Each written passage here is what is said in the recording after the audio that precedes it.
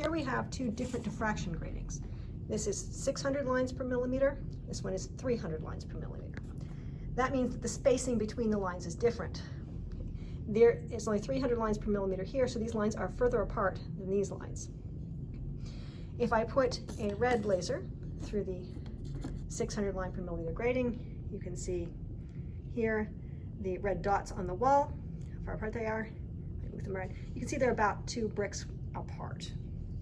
If I move over to the 300 line per millimeter grating, you can now see that the dots are about 1 brick apart. So by moving from 300 to 600, the spacing of the dots doubles. At 300, it's about 1 brick apart. At 600, it's about 2 bricks apart. Okay. We can do the same thing with a green laser.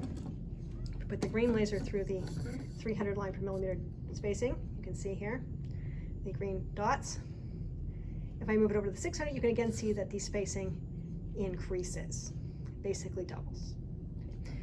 So you'll notice that the spacing here was different than the red dots. Right? The red dots, the spacing was about 1 brick. You can see here the green is much less than that.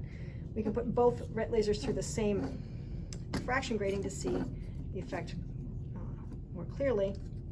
If I put both lasers through the same diffraction grating, you can see that the red dots are further apart than the green dots. I'll do the same thing with the 600 line per millimeter grating. You'll see the same effect.